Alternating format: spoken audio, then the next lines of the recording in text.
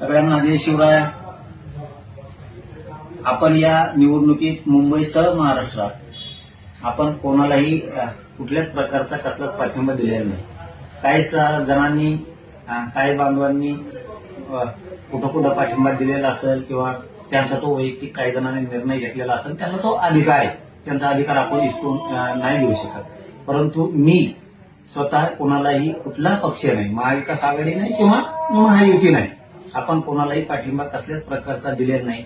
कोणाचे काही पत्रकं प्रसिद्ध झाले असतील पाठिंब्याचे किंवा अनेक काही मुंबईमध्ये काही प्रकार झाले असतील, परंतु माझा कोणालाही अक्षरशः खरं सांगतो कसं कुठलाही पाठिंबा नाही.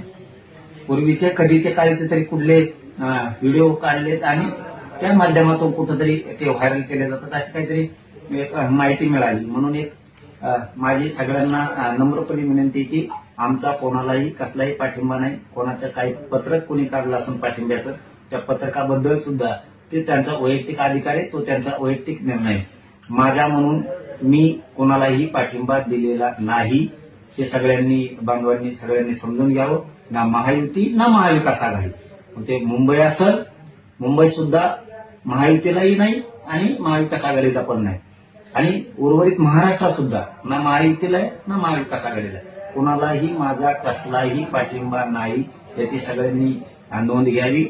चळवळीत असणाऱ्या पोरांना मात्र सगळ्यांनी लक्ष ठेवलं पाहिजे. आणि मराठा समाजाला विरोध करणारे, मराठा समाजाच्या आरक्षणाला विरोध करणारे ते जर कुठं कुणी उभे असतील तर त्यांना मात्र मराठा समाजाने कधीही सहकार्य करू नये. शेवटी ते मराठ्यांच्या लेकरांच्या मुळावर उठणारे लोक असतात, हे मराठा समाजाने समजून घ्यावं. पुन्हा एकदा तेच सांगतो की पूर्वीच्या कधीच्या क्लिप बाहेर काढून ते आता व्हायरल करून पाठिंबा असं जर कोणी म्हणत असेल तर ते चुकीचं आहे. मी मुंबईसह महाराष्ट्रात कुठंही ना महायुतीला ना महाविकास आघाडीला कुठेही मी पाठिंबा दिलेला नाही. कोणाचं पत्रक जरी असलं पाठिंब्याचं तरी त्या पत्रकाशी माझा काही संबंध नाही. धन्यवाद.